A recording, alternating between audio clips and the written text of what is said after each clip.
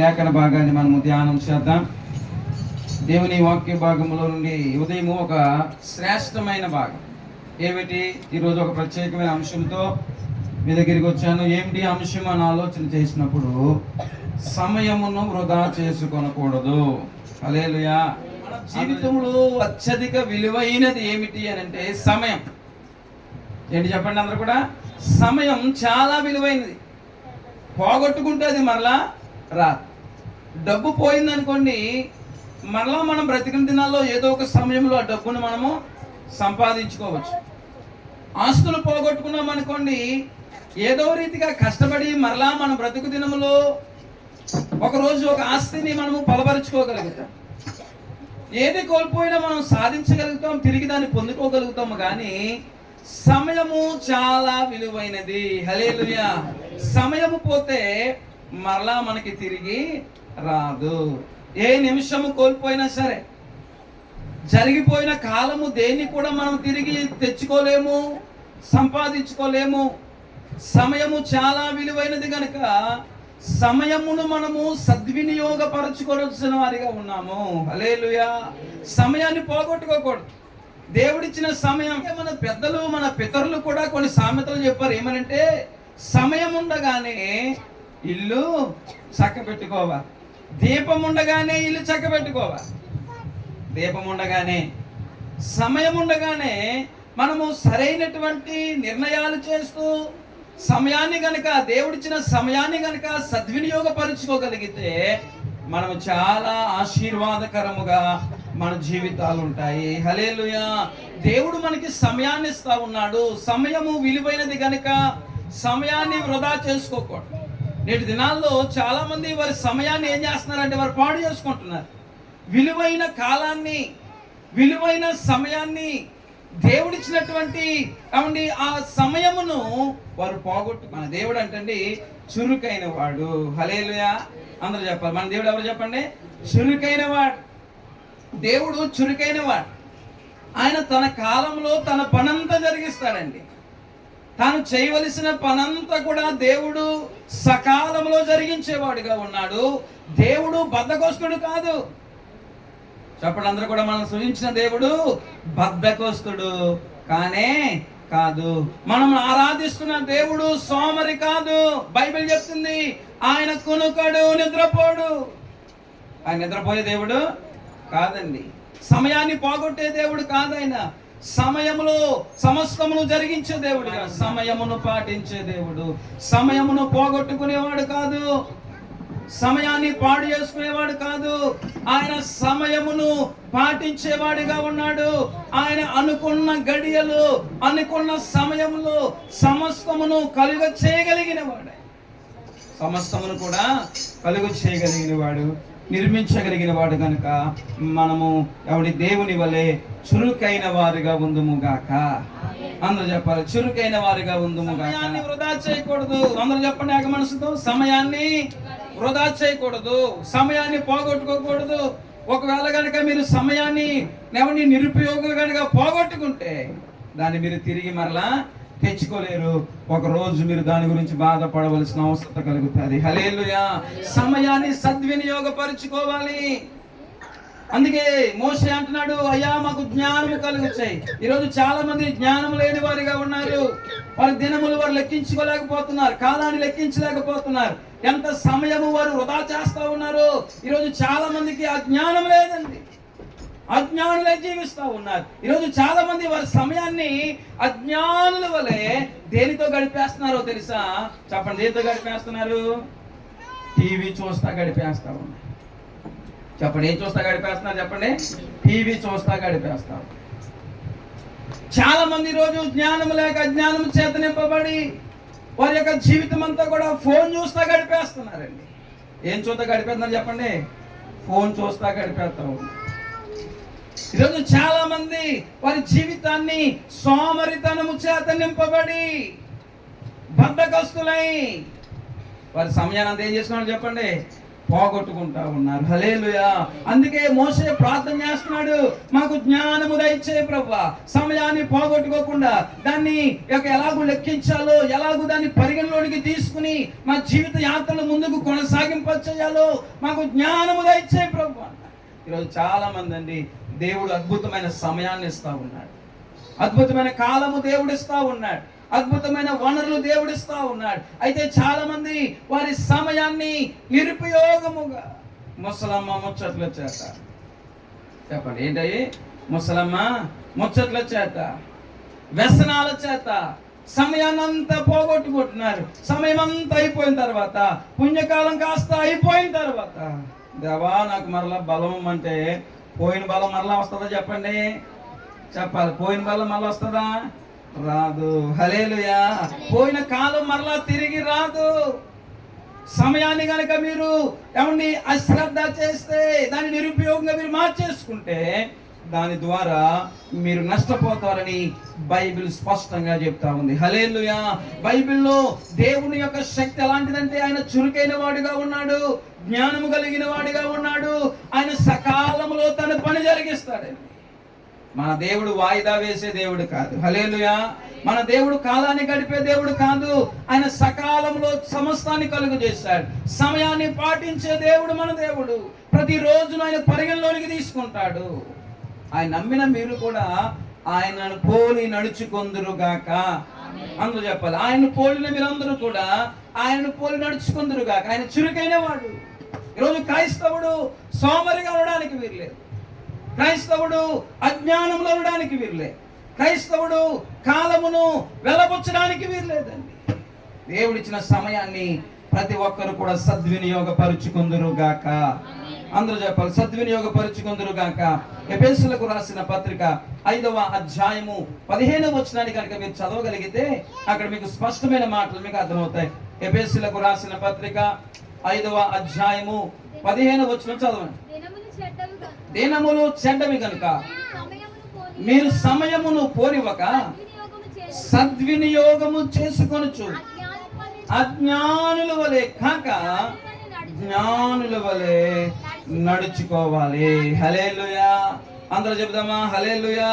దగ్గరగా చెప్దామా హల్లెలూయా. అపోస్తలుడైన పౌలు ఎఫెసీ సంఘానికి రాస్తూ చెప్తున్న అద్భుతమైన మాట, దినములు చెడ్డవి గనుక. దినములు ఏంటి చెప్పండి? రోజులు చెడ్డవి.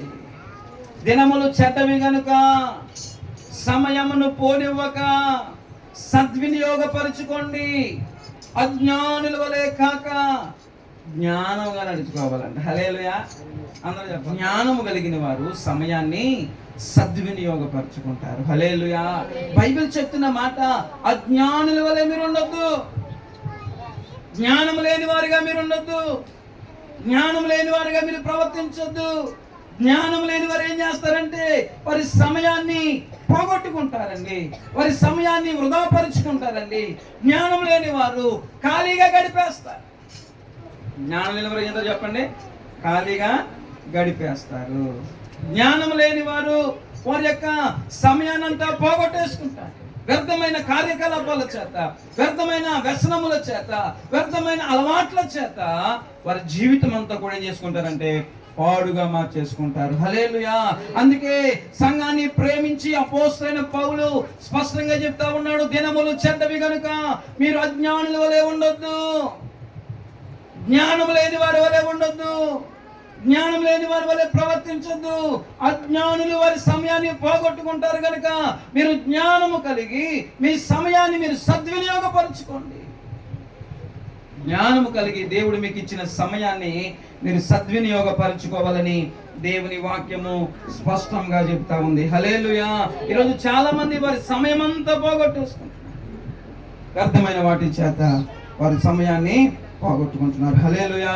ఈరోజు చాలా మంది కాలాన్ని వారు పోగొట్టుకుంటడం ద్వారా దాన్ని తిరిగి మరలా వారు సంపాదించుకోలేరండి, సాధించుకోలేరు. కనుక దేవుడిచ్చిన సమయంలో మనము దేవుని వలె చురుకైన వారుగా ఉందుము గాక. ఆమేన్. సామెతల గ్రంథము 6వ అధ్యాయము 9వ వచనంలో మనం చూస్తే కొన్ని విషయాలు అక్కడ మనకు కనిపిస్తూ ఉంటాయి. సామెతల గ్రంథము 6వ అధ్యాయం. సోమరి ఎందాక నీవు పండుకొని ఎందువు, ఎప్పుడు నిద్ర లేచెదవు? ఇంకా కొంచెము నిద్రించదనని, కొంచెము కునికెదనని, కొంచెము సేపు చేతులు ముడుచుకొందునని నీవు అనుకొందువు. అందుచేత దోపిడిగాడు వచ్చినట్లు, దారిద్రము నీ యొద్దకు వచ్చును, ఆయుధదారుడు వచ్చినట్లు లేమి నీ యొద్దకు వచ్చును. హల్లెలూయా. దగ్గరగా చెప్పాలి హల్లెలూయా. కాలాన్ని వ్యర్థముగా పోగొట్టుకున్న వారి గురించి బైబిల్ చెప్తున్న మాట. ఎవరైతే కాలమును అజ్ఞానము చేత పోగొట్టుకుంటున్నారో, ఎవరైతే దేవుడిచ్చిన కాలమును దుర్వినియోగపరుచుకుంటున్నారో వారితో బైబిల్ స్పష్టంగా చెప్తున్న మాట సోమరి అంటా ఉందా. ఏమంటాం చెప్పండి? బైబిల్ వారికి పెట్టిన టైటిల్ ఏంటి చెప్పండి? సోమరి. సోమరులు అంటండి చింపిరి బట్టలు వేసుకుంటారండి.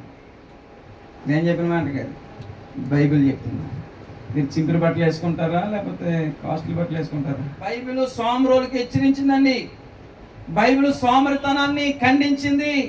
బైబిల్ స్పష్టంగా చెప్పింది, పని చేయకుండా భోజనం చేయడానికి వీలు లేదని బైబిల్ చెప్పింది. పని చేయని ఏం చేయకూడదని చెప్పండి, చెప్పాలి. భోజనము చేయకూడదంట. మీరు భోజనం చేయాలంటే ఏం చేయాలి? పని చేయాలి. హల్లెలూయా. సోమరి ఎవరైతే కాలాన్ని పోగొట్టుకుంటున్నారో, సమయాన్ని పోగొట్టుకుంటున్నారో, వ్యర్థముగా చేజార్చుకుంటున్నారో వారికి బైబిల్ పెట్టిన టైటిల్ సోమరి. ఏంటంట? 9వ చదవండి. ఎందాక నీవు పండుకొందువు, ఎప్పుడు నిద్ర లేచెదవు? ఇంకొంచెము నిద్రించదను, కొంచెము కునికెదను, కొంచెము సేపు చేతులు ముడుచుకొందును, పరుండెదనని నీవనుచుందువు. అందుచేత దోపిడిగాడు వచ్చినట్లుగా దారిద్రముని యొద్దకు వచ్చుచున్నది, ఆయుధదారుడు వచ్చినట్లుగా లేమిని యొద్దకు వస్తా ఉంది. హల్లెలూయా. దోపిడీదారుడు వచ్చినట్లుగా దారిద్రత అవండి కుటుంబాలను ఆవరిస్తా ఉందంట. ఎందుకో తెలుసా? సోమరితనము. కాలాన్ని పోగొట్టుకునే, పని చేయక కాలాన్ని వృధాగా పోగొట్టుకునే పరిస్థితులండి. కొంతమంది పని లేక ఖాళీగా ఉంటే, కొంతమంది పని ఉన్నా చెప్పాలి. కొంతమంది పని లేక ఖాళీగా ఉంటారండి, కొంతమంది అయితే పని ఉన్నా. సోమరులను ఎవరితో పోల్చాడో తెలుసా దేవుడు? అదే 6వ అధ్యాయము 6వ వచనం కనుక మీరు చూస్తే ఆ మాటలన్నీ మీకు అర్థమవుతాయి. సోమరి చీమల యొద్దకు వెళ్ళుము, వాటి నడతలు కనిపెట్టి జ్ఞానము తెచ్చుకొనుము, వాటికి న్యాయాధిపతి లేకున్నను, పై విచారణకర్త లేకున్నను, అధిపతి లేకున్నను, అవి వేసవ కాలమందు ఆహారము సిద్ధపరచుకొనును, కోతకాలమందు ధాన్యము కూర్చుకొనును. సోమరి ఎందాక నీవు పడుకుంటావు. హల్లెలూయా. దగ్గరగా చెప్పాలి హల్లెలూయా. దేవుడిచ్చిన కాలాన్ని పోగొట్టుకునే వారిని సోమరులతో దేవుడు పోల్చాడు. వారిని ఎవరు చూసి బుద్ధి తెచ్చుకోమంటున్నాడంటే చీమలను చూసి. ఎవరు చూసి బుద్ధి తెచ్చుకోవాలని చెప్పండి? చీమలు. వాటికి పై విచారణకర్త లేకున్నాను, వాటికి అధికారులు. చీమలకి అధికారులు ఉన్నారండి చెప్పండి? అధికారులు ఎవరు ఉంటారు? చీమలకి ఎవరు ఉండరు. న్యాయాధిపతులు ఉండరు, వాటికి చెప్పేవారు ఉండరు. అయినను కూడా చీమలు ఏం చేస్తున్నాయంటే చూడండి, పై విచారణకర్త లేకున్నాను, అధిపతి లేకున్నాను, అవి వేసవ కాలమందు ఆహారము సిద్ధపరచుకున్నాను, కోతకాలమందు ధాన్యం సమకూర్చుకుంటాయంట. వర్షాకాలం ఇంట్లో కూర్చుని హ్యాపీగా. అయితే చీమ కంటే బుద్ధిహీనుడా మానవుడు? చీమ కంటే జ్ఞానం లేని వాడిగా ఉన్నాడా? అంత బలహీనమైన చీమే అంత జ్ఞానముగా ఉంటే, అంత బలహీనమైన చీమే అంత తెలివిగా తన భవిష్యత్తు గురించి ప్రణాళికలు వేసుకుంటే, అంత తేలికైన చీమే తన యొక్క గత భవిష్యత్తు కొరకు ముందు చూపు కలిగి ఉంటే, చీమ కంటే బలవంతుడైన మానవుడు ఇంకెంత ముందు చూపు కలిగి ఉండాలి? చీమ కంటే బలవంతుడైన మానవుడు ఇంకెంత జ్ఞానయుక్తముగా ఆలోచన చేసి పని చేయాలి. మనము చీమ కంటే బలహీనులమా? చెప్పాలి. చీమ కంటే బలవంతులము. హల్లెలూయా. అందరూ చెప్పాలి హల్లెలూయా. బలహీనమైన చీమే తన భవిష్యత్తు కొరకు అంత ముందు చూపు కలిగి ఉంటున్నప్పుడు, అంతకంటే బలవంతులైన జ్ఞానవంతులైన మానవులము ఎందుకు సోమరులమవుతున్నాం? ఈరోజు చాలా మంది ముందు చూపు లేని వారుగా ఉన్నారు. ఏం లేదు చెప్పండి? ముందు చూపు లేని వారిగా ఉన్నారు. రేపేమవుతుంది మన గతి అని ఆలోచన లేని వారిగా ఉన్నారు. రేపేంటి మన భవిష్యత్తు అని ఆలోచన లేని వారిగా ఉన్నారు. ఈ రోజు చెప్పండి, ఈ రోజు ఉన్నది రోజు తినేదామండి, రేపు సంగతే చెప్పాలి, రేపు సంగతే రేపు చూసుకుందాము అని అలాగుండదు. చీమలంటండి అవి కోతకాలం ముందు ఏం చేస్తారు చెప్పండి, ఆహారాన్ని సమకూర్చుకుంటారు. హల్లెలూయా.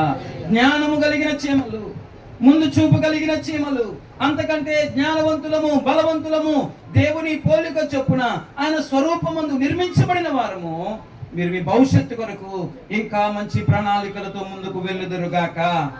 ఇంకా మీ భవిష్యత్తు కొరకు ముందు చూపు కలిగి ఇంకా ముందుకు కొనసాగుదురుగాక. చీమలంటే కోత కాలం ముందు ఆహారాన్ని సమకూర్చు.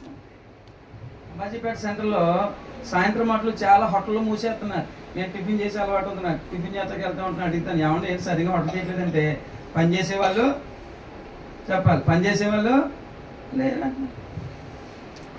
మనుషులు అడిగితేనేమో పనులు ఉండలేదు అంటున్నారు. వ్యాపారవేత్తలు అడుగుతుంటేనేమో వాళ్ళేమో పనిచేసేవాళ్ళు చెప్తలేదు. మీరు ఎవరు కూడా వీళ్ళు అడిగితేనేమన్నారు, పనులు ఎక్కడైనా బాబు పనులు ఏమీ లేవంటున్నారు. ఆ కొట్ల కాడికి వెళ్ళి వాళ్ళని అడుగుతుంటే వాళ్ళు ఏమంటున్నారు, పనిచేసే వాళ్ళు లేక మా పనులన్నీ మేము. నిజమండి, నాతో చెప్పేస్తాను మీకు.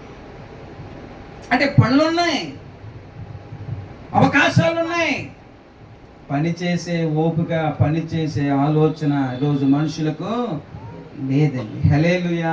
సద్వినియోగపరుచుకోలేని వారు కావు, అవకాశాన్ని పోగొట్టుకునే వారు కావు. అందుకే బైబిల్ చెప్తా ఉంది, చీమల దగ్గరికి వెళ్ళి మీరు జ్ఞానం నేర్చుకోండి. చీమలు భవిష్యత్తు గురించిన చూపు కలిగినవి, భవిష్యత్తు గురించిన ఆలోచన కలిగినవి, ముందు చూపు కలిగినవి. చాలా మంది వారి సమయాన్ని అలాగే పోగొట్టుకుంటున్నారు. హల్లెలూయా. కష్టపడే తత్వం కలిగి ఉందుము గాక. సమయాన్ని పోగొట్టుకున్న వారిలో మొట్టమొదటి వారు సోమరులు అంటండి. వారి మీదకి దారిద్రత వస్తుందని బైబిల్ స్పష్టంగా చెప్తుంది. దారిద్రతను పోగొట్టుకుని దేవుని కృప చేత మీరు నింపబడి ముందుకు కొనసాగాలంటే సోమరితనం పోగొట్టుకోవాలి. సోమరితనముగా ఇంటికాడ కూర్చోవడం అనే విషయాన్ని ఏం చేయాలి చెప్పండి, మనము విడిచిపెట్టవలసిన వారుగా ఎలాగో సద్వినియోగపరచుకోవాలి. దేవుడు ఇచ్చినటువంటి అవకాశాన్ని అపోస్తలుల కార్య గ్రంథము 3వ అధ్యాయము 1వ వచనంలో చదివితే అక్కడ ఎలాగ మనం కాలాన్ని సద్వినియోగపరచుకోవాలో బైబిల్ స్పష్టంగా చెప్తా ఉంది. పగలు 3 గంటలకు ప్రార్థనా కాలమున పేతురును యోహానును దేవాలయమునకు ఎక్కి వెళ్ళుచుండగా. చాలండి. హల్లెలూయా. పగలు 3 గంటలకు వారు ఏ కాలంలో ఉన్నారంటే చెప్పండి, ప్రార్థనా కాలంలో ఉన్నారు. మార్కు శుభవార్త 1వ అధ్యాయము 35వ వచనాన్ని మనం చదువుకుందాం. మార్కు శుభవార్త 1వ అధ్యాయము 35వ వచనం చదువుకుందాం. ఆయన పెందల కాడనే లేచి ఇంకా చాలా చీకటి ఉండగానే బయలుదేరి అరణ్య ప్రదేశమునకు వెళ్ళి అక్కడ ప్రార్థన చేయించుండెను. అపోస్తలుల కార్య గ్రంథము 10వ అధ్యాయము 9వ వచనం చదవండి. అపోస్తలుల కార్య గ్రంథము 10వ అధ్యాయము 9వ వచనం. మరునాడు వారు ప్రయాణమైపోయి పగలు ఇంచుమించు 12 గంటలకు పేతురు ప్రార్థన చేయుటకు మిద్ది మీదకెక్కెను. హల్లెలూయా. భక్తులందరూ కూడా బైబిల్ గ్రంథంలో వారి సమయాన్ని ఎలాగూ సద్వినియోగపరుచుకున్నారు, ఎలాగూ వారి సమయాన్ని కాలాన్ని దేవుని కృపచేత నింపబడ్డారంటే వారు ఒక ప్రార్థనా కాలాన్ని ఏర్పాటు చేసుకున్నారు. హల్లెలూయా. వారు ఒక ప్రార్థనా కాలాన్ని ఏర్పరిచిన ధ్యాస గనక మీలో లేదంటే నేను అంటాను, మీకు భవిష్యత్తు గురించిన ప్రణాళికలు కూడా లేవు. మీరు ప్రార్థనలో సోమరులైతే మీ భవిష్యత్తులో కూడా మీరు సోమరులే. ఎంతమందికి ప్రార్థనా కాలం ఉంది? దానియేలు గురించి రాయబడినమాట. దానియేలు రోజుకి 3 ప్రార్థన చేసేవాడు. దావీదు గురించి రాయబడినమాట. దావీదు రోజుకి 7 సార్లు ప్రార్థన చేసేవాడంట. మీరు ఎన్నిసార్లు ప్రార్థన చేస్తున్నారు? ప్రార్థనలో కనుక మీరు సమయాన్ని సద్వినియోగపరచుకోగలిగితే మీ భవిష్యత్తు ఒక ప్రయోజనకరంగా దేవుడు మార్చేస్తాడని. హల్లెలూయా. మీకు ఎన్ని గంటలకు ప్రార్థనా కాలం? యేసు ప్రభు వారు కూడా ఆయన మానవ శరీరుడుగా ఈ భూమి మీద ఉన్నప్పుడు ఆయన పెందల కాడని లేచి ఇంకా చాలా రాత్రి ఉండగా అరణ్యమునకు వెళ్ళి ఆయన ప్రార్థన చేస్తున్నాడంటే. పేతురు యోహానులు పగలు 3 గంటలకు ఇంచుమించుగా వారు ప్రార్థనా కాలం ముందు ప్రార్థన చేస్తూ ఉన్నారంటే. పేతురు ప్రార్థన కాలం ముందు మిద్దె ఎక్కుతున్నాడంటండి. మీరు ఏ సమయం పెట్టుకున్నారు ప్రార్థనకు? శుక్రవారం చేస్తామని పాస్టర్ అదే ఎక్కువ అనుకుంటున్నారా? మీరు సోమరులుగా అయిపోతారు. జాగ్రత్త. ఆధ్యాత్మిక జీవితంలో ఉన్న సోమరితనం నుండి యేసు నామములో మీరు బయటకు వచ్చుదురు గాక. దేవునికి సమయాన్ని ఇవ్వాలి. మీరు ఒక ప్రార్థనా కాలాన్ని ఏర్పాటు చేసుకోవాలి. భక్తులు వారికి అనువైన సమయాన్ని వారు ప్రార్థనా కాలంగా ఏర్పాటు చేసుకున్నారు. మీకు ఏది అనువైన సమయము? నేను పని మానేసి పనికి వెళ్లకుండా ఇంటికాడ కూర్చుని ప్రార్థన చేయమని బైబిల్ చెప్పట్లేదు.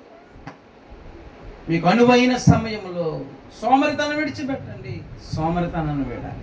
అందుకే యోనాతో దేవుడు అన్నాడు, ఓయి నిద్రపోతా లేచి నీ దేవునికి నీవు చెప్పాలి. ఏమన్నాడు? ఓయి సోమరిపోతా. యోనాతో అన్నాడు, నేనంటలేదు, మిమ్మల్ని అంటలేదు. యోనా గురించి బైబిల్ చెప్పిన మాట, ఓయి నిద్రపోతా లేచి నీ దేవుని ప్రార్థించు. ఎంతమంది దేవునికి ప్రార్థన? కీర్తన 10వ వచనం కూడా చదవండి. 3 విషయాన్ని చెప్తున్నాను నేను. కీర్తన గ్రంథము 84వ కీర్తన 10వ వచనం. నీ ఆవరణములలో ఒక దినము గడుపుట 1000 దినముల కంటే శ్రేష్టము. భక్తి హీనుల గుడారములలో నివసించుట కంటే నా మందిర దేవుని ద్వారముల యొద్ద ఉండుట నాకు ఇష్టము. హల్లెలూయా. దేవుని సన్నిధికి సమయాన్ని గురించి మాట్లాడుతూ ఇక్కడ రాయబడిన మాట, నీ మందిర ఆవరణములో ఒక దినము గడుపుట. చెప్పండి, 1000 దినముల కంటే శ్రేష్టము. హల్లెలూయా. దేవుని సన్నిధిలో ఒక్క రోజు గడిపితే ఎన్ని దినాల ఆశీర్వాదాన్ని దేవుడు కౌంటింగ్ చేస్తున్నాడు? 1000 దినాల ఆశీర్వాదం. ఒక దినము కోల్పోతే ఎన్ని దినాలు కోల్పోతున్నాం మనం? 1000 దినాల ఆశీర్వాదం. అంటే దేవునికి అంత లెక్క ఉంది. ఆయన అంతా లెక్కలు ఉంటాయన్నట్టు. దేవుడు అంతా కూడా లెక్కల మాస్టర్. ఆయన మనకి లెక్కల పత్రం ఉండదు, కానీ దేవుడు కాలాన్ని సమయాన్ని అంతా కూడా కౌంటింగ్ చేస్తాడు. మీ ఆయుష్కాలం అంతా కూడా, మీ బ్రతుకు దినములన్నీ కూడా ఆయనకి తెలుసండి. మీరు బాల్యము నుండి మీరు ఎండింగ్ పాయింట్ వరకు కూడా దేవునికి తెలుసు. మీ ప్రతి దినమునని కౌంటింగ్ చేస్తున్నాడు. అందుకే జ్ఞాని అయినటువంటి భక్తుల ద్వారా రాయిపించిన మాట ఏంటో తెలుసా? ఆయన మందిర ఆవరణంలో ఒక దినము గడిపితే 1000 దినములు అంటే. ఎన్ని దినములు చెప్పండి? 1000 దినములు శ్రేష్టం. అందుకే నువ్వు చాలా మంది దేవుని సన్నిధిలో గడపడం ఇష్టం లేదండి. దేవుని సన్నిధిలో గడపడము ఇష్టం లేదు. హల్లెలూయా. అదే మీరు మా ఇంటికి వచ్చారనుకోండి, మీకు టీ ఇచ్చి టిఫిన్ పెట్టి మాట్లాడుతున్నాను అనుకోండి, రోజు అయిపోయినా మీకు దేవుని సన్నిధిలో కూర్చోవాలంటే ఈరోజు మనుషులకు ఎంత ఇబ్బంది ఉంది, మనుషులకు ఎంత కష్టం. అందుకే బైబిల్ చెప్తుంది, ఒక దినము గడపడం 1000 దినాల కంటే శ్రేష్టము. హల్లెలూయా. ఆయన ఒక రోజుకి ఎన్ని రోజులు ప్రతిఫలం ఇస్తున్నాడు తెలుసా? 1000 దినాల ప్రతిఫలం ఇస్తున్నాడు. హల్లెలూయా. ఒక దినము దేవుని దృష్టిలో చాలా విలువ కలిగినది. ఒక దినము దేవునికి చాలా ప్రాముఖ్యమైనది. ఆయన ఒక రోజుకి అంత ప్రాధాన్యత ఇచ్చాడు. ఆయన ఒక నిమిషానికి అంత ప్రాధాన్యత ఇచ్చాడు. ఆయన ఒక గంటకంత ప్రాధాన్యత ఇచ్చాడు. హల్లెలూయా. నిమిషపు మాత్రములో పరిస్థితులు మారిపోతాయి. ఆయన నిమిషములో ఆయన రాగలుగుతుంది. ఆయన నిమిషానికి వాల్యూ ఇచ్చాడు. గంటలో ప్రార్థనా కాలంలో 1 గంట కనుక మీరు ప్రార్థన చేస్తే ఆ గంటను దేవుడు పరిగణలోనికి తీసుకుని ఆ గంట ప్రార్థన బట్టి దేవుడు ఘనమైన కార్యములు చేయగలిగిన వాడు. ఒక దినము మీరు దేవుని సన్నిధిలో గడిపితే ఆ దినమును కూడా ఆయన కౌంటింగ్ చేసి ఆ దినములను 1000 దినముల ప్రతిఫలాన్ని మీకు అనుగ్రహించగలిగిన వాడు. హల్లెలూయా. ఆయన సమయమును కౌంటింగ్ చేస్తూ ఉన్నాడు. సమయాన్ని మనం ఏం చేసుకోవాలి చెప్పండి? ఇప్పుడు సద్వినియోగపరచుకోవాలి. అందరూ చెప్పాలి, ఏం చేసుకోవాలి? మనము సద్వినియోగపరచుకోవాలి. సమయాన్ని పోగొట్టుకోవద్దు. దేవుడిచ్చిన ఏ దినాన్ని మనం పోగొట్టుకోవద్దు. ఈ రోజు పోతే మరలా మనకి రాదు. చాలా మంది అంటారు, ఈ ఆదివారం కాకపోతే వచ్చే ఆధారం వెళ్దాంలే అనుకోండి. ఈ శుక్రవారం కాకపోతే వచ్చే శుక్రవారము వెళ్దాంలే అనుకోండి. ఈ ఉపవాస ప్రార్థన కాదు ఇంకో ఉపవాస ప్రార్థన. ఈ బల్లలో కాకపోతే ఇంకొచ్చి బల్లోకి వెళ్దాంలే. దేవుడి సమయాన్ని మీరు ఎంతెంత పోగొట్టుకున్నారో దేవుడు కౌంటింగ్ చేస్తున్నాడు కనుక సమయమును యేసు నామములో సద్వినియోగపరుచుకుందును గాక.